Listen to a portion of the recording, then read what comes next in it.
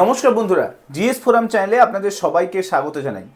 দেখুন, ভোট পর্ব মিটে গেছে এবং ভোট পর্ব মিটে যাওয়ার পরে নতুন রাজ্য সরকারের কাছে একটাই মাত্র আশা, আকাঙ্ক্ষা, অপেক্ষা নিয়ে বসে রয়েছেন সমস্ত কন্ট্রাকচুয়াল কর্মচারীরা, যে তাদের ওপর যে অত্যাচার হচ্ছে গত 15 বছর ধরে, যে বেতন বঞ্চনা চলে আসছে, যে শোষণের যন্ত্রণা চলে আসছে, সেগুলো কবে শেষ হবে।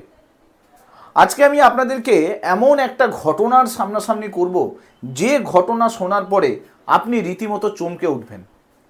লাস্ট 15 বছরে এই সেম যন্ত্রণা সমস্ত কন্ট্রাকচুয়াল এমপ্লয়ীদের ওপরে কিন্তু হয়ে চলেছে, কিন্তু তাদের জন্য বলার কিন্তু কেউ নেই। কারণ আজ পর্যন্ত যারাই এই সম্বন্ধে বলতে চেয়েছে, এই বেতন বঞ্চনার প্রতিবাদ করতে চেয়েছে, তাদেরকে হয় অনেক দূরে ট্রান্সফার করে দেওয়া হয়েছে, অথবা তারা যে অফিসে কাজ করছিল সেই পদে তাকে ডিমোশন করা হয়েছে। সঙ্গে অকথ্য অত্যাচার কিন্তু অফিসের মধ্যে হয়ে চলেছে। যে মানসিক অত্যাচার গত 15 বছর ধরে এই কন্ট্রাকচুয়াল কর্মচারীরা করে আসছে, তার একটা বিহিত হওয়া কিন্তু খুব দরকার। আজকে সেই ঘটনার সূত্রপাত ধরে সমস্ত কন্ট্রাকচুয়াল কর্মচারীদের একটি কমিটি মুখ্য সচিবকে চিঠি পাঠিয়েছে। আজকের এই ভিডিওতে ডিটেলসে দেখার চেষ্টা করব কি ঘটনা ঘটেছে, কেন এই সীমাহীন দুর্নীতির কথা আমি আপনাদেরকে বলছি। আর এই দুর্নীতির শুধুমাত্র একটা ডিপার্টমেন্টে নয়, কয়েকশো ডিপার্টমেন্টে হয়ে চলেছে এবং কয়েক লক্ষ কর্মচারী এর শিকার হয়েছে। আজকে তারা ক্ষুব্ধ। আজকের এই ভিডিওতে সব কিছু ডিটেলসে থাকবে। ভিডিওটা ভালো লাগলে মাস্ট লাইক করে দেবেন, চ্যানেলটাতে নতুন হয়ে থাকলে সাবস্ক্রাইব করে নেবেন এবং মাস্ট এই ভিডিওগুলোকে শেয়ার করতে ভুলবেন না। তো চলুন শুরু করা যাক। দেখুন, আপনারা এখানে নিউজ দেখতে পাচ্ছেন যে বেতন বঞ্চনা আর কতদিন। নয়া সরকারকে চিঠি অস্থায়ী কর্মচারীদের। এই প্রথমবার কোনো বড় কমিটি, কন্ট্রাকচুয়াল কর্মচারীদের কমিটি, সেই কমিটি তৈরি করে মুখ্যমন্ত্রী শুভেন্দু অধিকারীকে চিঠি পাঠিয়েছে এবং সেই সঙ্গে সঙ্গে মুখ্য সচিব মনোজ আগরওয়ালকে চিঠি পাঠানো হয়েছে। কি এই চিঠিতে লেখা রয়েছে? এইখানে একটি সীমাহীন দুর্নীতির কথা তুলে ধরা হয়েছে এবং বলতে পারেন একটা অকথ্য অত্যাচারের কাহিনীকেও তুলে ধরা হয়েছে। দেখুন, এই ঘটনাটা ঘটেছে বেসিক্যালি তথ্য সংস্কৃতি দপ্তরে। সেখানে যখন নির্দেশিকা এসেছিল কর্মী নিয়োগের, গ্রুপ সি কর্মচারীদের জন্য 18,587 টাকা দেওয়া হবে বলা হয়েছিল প্রতি মাসে, এবং গ্রুপ ডি কর্মচারীদের জন্য 16,165 টাকা দেওয়া হবে বলা হয়েছিল। এই পুরো নির্দেশিকা 2019 সালে আসে এবং সেখানে বহু কর্মচারীকে নিয়োগ করা হয়। কিন্তু বাস্তবে কি দেখা যায়? বাস্তবে যারা কর্মচারীরা নিয়োগ হয়েছিল তাদের মধ্যে কিছু জনকে হাতে 10,000 টাকা দেওয়া হয়, আবার কিছু জনকে 11,000 টাকা দেওয়া হয়। ভাবুন, সরকার পক্ষের তরফ থেকে এই ধরনের সীমাহীন দুর্নীতি হয়ে যাচ্ছে এবং এটা দীর্ঘ কয়েক বছর ধরে হয়ে চলেছে। যখন এই সমস্ত কর্মচারীদের মধ্যে কিছুজন এই বেতন বঞ্চনা নিয়ে কথা বলার চেষ্টা করেছে, তাদেরকে বহু দূরে ট্রান্সফার করে দেওয়া হয়েছে এবং কাউকে কাউকে অকথ্য মানসিক অত্যাচারও করা হয়েছে। এখন প্রশ্ন হলো যে এই যে 18,000 টাকা দেওয়ার কথা হয়েছিল এবং 16,000 টাকা দেওয়ার অর্ডার এসছিল, সেই অর্ডারটাকে জনসমক্ষে নিয়ে আসাই হয়নি। যারা কর্মচারী ছিলেন তারা বলছেন এই পুরো অর্ডারটাকে গোপন করে রেখে দেওয়া হয়েছিল এবং 10,000 টাকা এবং 11,000 টাকার ন্যূনতম বেতন দিয়ে পুরো তথ্য সংস্কৃতি দপ্তরের যত কাজ তাদেরকে দিয়ে করানো হচ্ছিল দীর্ঘ কয়েক বছর ধরে। এবার ভাবুন তো, 18,000 টাকা স্যালারি দেওয়ার কথা, 16,000 টাকা গ্রুপ ডি কর্মচারীদের স্যালারি দেওয়ার কথা, দিচ্ছে কত? 10,000 টাকা। তাহলে প্রায় 8 থেকে 10,000 টাকার যে টাকা, সেই টাকা কিন্তু সরকার দুর্নীতি করে নিয়েছে। তো সেই টাকা যাচ্ছে কোথায়? কর্মচারীদের বক্তব্য, দীর্ঘ কয়েক বছর ধরে তাদের সঙ্গে হয়ে চলেছে এই কাজ, কিন্তু সেই সময় এত অকথ্য অত্যাচার আগের যে সরকার তারা করেছে, যার জন্য কেউ মুখ খুলতে রাজি নয় এবং যারাই মুখ খুলেছে তারা সরকারের রোষে পড়েছে এবং তাদের ওপর অকথ্য অত্যাচার হয়েছে। এখন পালা বদলেছে, রাজনীতির খেলাও বদলে গেছে। সমস্ত কর্মচারীরা দাবি করছে যে এই যে টাকা, মাত্র 10,000 টাকা তাদেরকে দেয়া হতো, বাকি টাকা গেল কোথায়? অর্থাৎ বাকি টাকার যে দুর্নীতি, সেই দুর্নীতি কিভাবে হয়েছে, আর এই দুর্নীতিতে কোন কোন আধিকারিক যুক্ত রয়েছে, সেই বিষয়ে তথ্য চেয়ে চিঠি পাঠানো হয়েছে মুখ্য সচিবের দপ্তরে। এখন দেখুন, এই পুরো বিষয়টা শুধুমাত্র তথ্য সংস্কৃতি দপ্তরের কথা ভাববেন না, কিন্তু গত কয়েকদিনে আমি 3খানা কন্ট্রাকচুয়াল কর্মচারীদের ওপর ভিডিও বানিয়েছি এবং যেখানে কয়েক হাজার কমেন্ট আমি দেখতে পেয়েছি, যেখানে প্রত্যেকটা মানুষের সঙ্গে অকথ্য অত্যাচার হয়ে চলেছে এবং যে হারে শোষণ হয়ে চলেছে সেই বিষয়টা কেউ কথা বলছে না। বহু মানুষ কমেন্ট বক্সে লিখে জানিয়েছে তাদের খুবই কম পরিমাণ বেতন দেওয়া হয় এবং যেটুকু সরকার বেতন দেয় সেটা সংসার চালানোর জন্য কোনোভাবেই উপযুক্ত নয়। তাহলে ভাবুন তো, আমরা কোন রাজ্যে বসবাস করছি, যে রাজ্যে সরকার থেকে যেটুকু টাকা দেওয়া হচ্ছে সেটা সংসার চালানোর জন্য উপযুক্ত হচ্ছে না।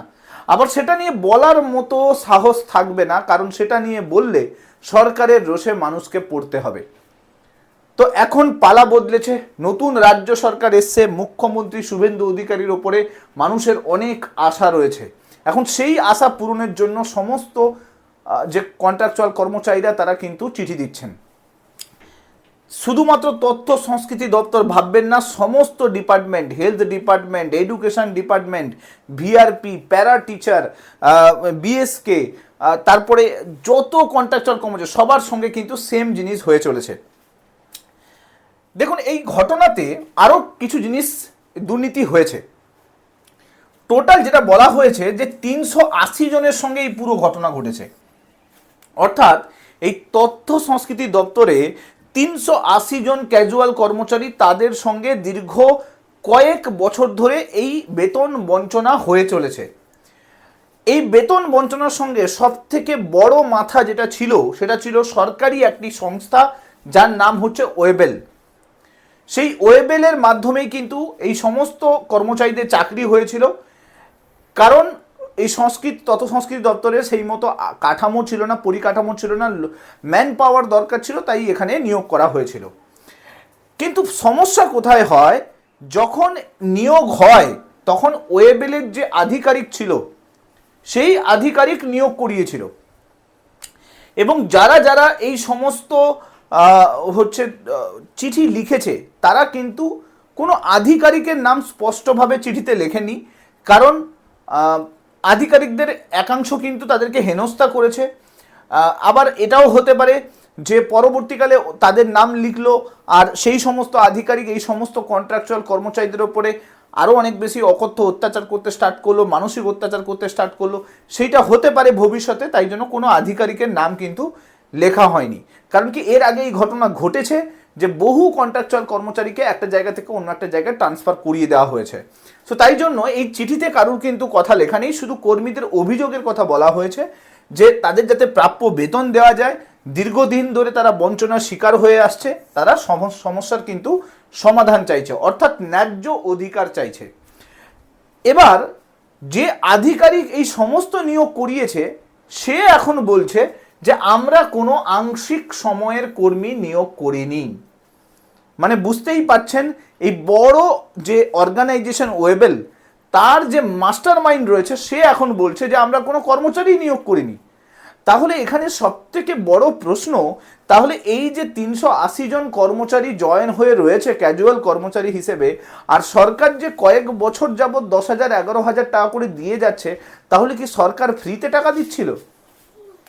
এই বিষয়ে তথ্য সংস্কৃতি মন্ত্রী ইন্দ্রনীল সেন, তাকে যখন প্রশ্ন করা হয়, তিনি সোজা সাপটা জবাব দিয়ে দেন যে না, আমার এই বিষয়ে কোনো আইডিয়া নেই। এখানে আপনারা দেখতেই পাবেন, ইন্দ্রনীল সেনকে জিজ্ঞেস করা হতে ইন্দ্রনীল সেন বলেছে যে আমার এই বিষয়ে কোনো আইডিয়া নেই, হতে পারে, এটা হতেও পারে, এই বিষয়ে সমস্ত যে যা কিছু ডিসিশন, সিদ্ধান্ত, সেটা কিন্তু তথ্য সংস্কৃতি মন্ত্রক দেখাশোনা করতো, আমি মন্ত্রী হয়ে ওই সমস্ত কিছু জানি না। ঠিক আছে, কিন্তু বাস্তবে কি দেখা যায়, এই সমস্ত ক্যাজুয়াল কর্মচারী যারা রয়েছে তাদের নিয়োগপত্রে কিন্তু ওই আধিকারিকেরই কিন্তু সই রয়েছে। তবুও তিনি মন্তব্য করেন যে না না না, কোনো কর্মচারী নিয়োগ হয়নি, আমি এই বিষয়ে কিছুই জানি না। মন্ত্রীকে জিজ্ঞেস করলে বলছে, মন্ত্রী বলছে আমিও কিছু জানি না। এই বিষয়ে কিন্তু পুরো তথ্য সংস্কৃতি মন্ত্রক যে আছে সেই মন্ত্রকই সমস্ত কিছু। এখন দেখুন, এই যে সীমাহীন দুর্নীতির কথা আমি বলছি, এটা শুধুমাত্র একটা ডিপার্টমেন্ট নয়, বহু ডিপার্টমেন্টে হয়েছে। এই দুর্নীতিতে যেরকম আধিকারিকরা কানেক্টেড আছে, এই দুর্নীতি যেরকম মন্ত্রীরা কানেক্টেড আছে, এই দুর্নীতি একটা বড় সিস্টেমের সঙ্গে দুর্নীতি হয়ে চলেছে এবং বহু বছর ধরে হয়ে চলেছে। আপনারা জানেন গত 5 বছরে যে পরিমাণ পার্মানেন্ট স্টাফ নিয়োগ করা হয়েছিল এবং সেই সমস্ত কন্ট্রাকচুয়াল কর্মচারী বহু ডিপার্টমেন্টে দুর্নীতি করে কিন্তু জয়েন করানো হয়েছে এই পার্টি ফান্ডের মাধ্যমে। রাজনৈতিক দলগুলো তাদের যে ক্যাডার সেগুলো কিন্তু এই কন্ট্রাকচুয়াল কর্মচারীদের স্টাফে নিযুক্ত করে রেখেছে। রাজনীতির খেলা বদলে গেছে, পালা বদলে গেছে, রাজ্য সরকার নতুনভাবে তৈরি হয়েছে। মুখ্যমন্ত্রী শুভেন্দু অধিকারী তিনি কিন্তু বলেছেন যে প্রাতিষ্ঠানিক যা কিছু দুর্নীতি হয়েছে সেই দুর্নীতিকে কিন্তু খুঁজে বের করা হবে। এখন মুখ্য সচিবের কাছে নতুন করে চিঠি গেছে, এই পুরো ডিপার্টমেন্টগুলোতে নতুন করে ভেরিফিকেশান স্টার্ট হবে। যে সমস্ত পার্সন দুর্নীতি করে বসে আছেন তারা অ্যালার্ট হয়ে যান, সময় এসে গেছে, আপনাদের জায়গা পাল্টানোর সময় এসে গেছে, বদলে যাওয়ার সময় এসে গেছে, অন্ধকার ভবিষ্যতের দিকে যাওয়ার আপনাদের সময় এসে গেছে। দেখুন, এই দুর্নীতির পরিকাঠামোকে বদলে ফেলবে নতুন সরকার, তার অপেক্ষায় বহু কন্ট্রাকচুয়াল কর্মচারী রয়েছেন। দেখার বিষয় পরবর্তীকালে নতুন কি আপডেট আসে। কন্ট্রাকচুয়াল কর্মচারী রিলেটেড যা কিছু নতুন আপডেট আসবে আমি চেষ্টা করব ভিডিওর মাধ্যমে আপনাদের সঙ্গে শেয়ার করার জন্য। এই বিষয়ে আপনার কি মতামত আছে সেটা কমেন্টে জানাতে ভুলবেন না। ভিডিওগুলো ভালো লাগলে মাস্ট লাইক করে দেবেন, চ্যানেলটাতে নতুন হয়ে থাকলে সাবস্ক্রাইব করে দেবেন এবং মাস্ট এই ভিডিওগুলোকে শেয়ার করতে ভুলবেন না। Thank you so much. Next ভিডিওতে আপনার সঙ্গে আবার দেখা হচ্ছে। Till then, bye by.